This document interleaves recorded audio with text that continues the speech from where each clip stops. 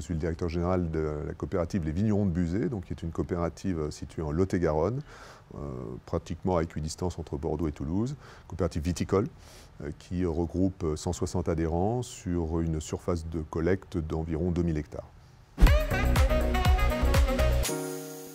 Donc on s'est intéressé en fait plus globalement à l'agroécologie.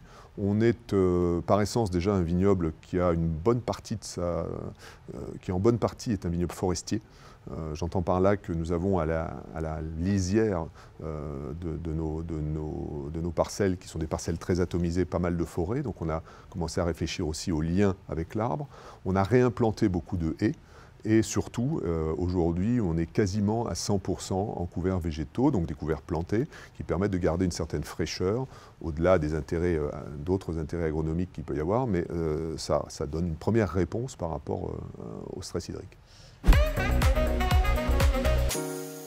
C'est un modèle que j'ai découvert un petit peu tardivement dans ma carrière professionnelle. J'ai surtout vu une réponse par rapport aux enjeux d'aujourd'hui par le collectif. Je parlais un petit peu avant dans ces débats sur les paiements pour services environnementaux. C'est quelque chose qu'on a pu mettre en place parce que justement il y avait un collectif prêt à disposer d'une certaine somme d'argent au profit de quelques-uns en capacité de pouvoir mettre en place de nouvelles pratiques agronomiques. Donc seule la coopération peut le permettre. C'est-à-dire c'est à la fois, alors bien sûr quand on est ensemble on dit toujours qu'on a un peu moins peur, mais quand on est ensemble on est aussi beaucoup plus fort.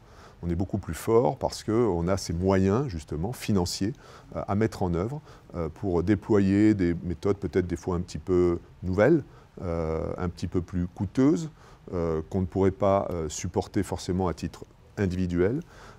Et grâce au modèle coopératif, ça permet de franchir un cap, de franchir des fois ce plafond de verre que nous avons vers justement une transition écologique pleine et sereine.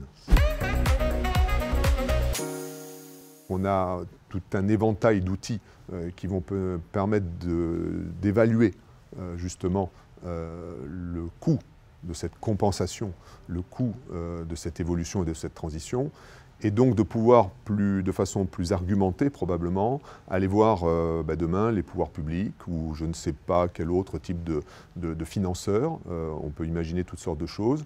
On nous parle aujourd'hui d'un prix du carbone qui pourrait peut-être demain être un complément de la rémunération de nos agriculteurs, du fait que effectivement l'agriculture est, je sais, souvent stigmatisée par certains comme étant une des grandes causes des gaz à effet de serre, mais nous sommes aussi si ce n'est même la seule réponse aujourd'hui très classiquement pour réduire justement cette pression.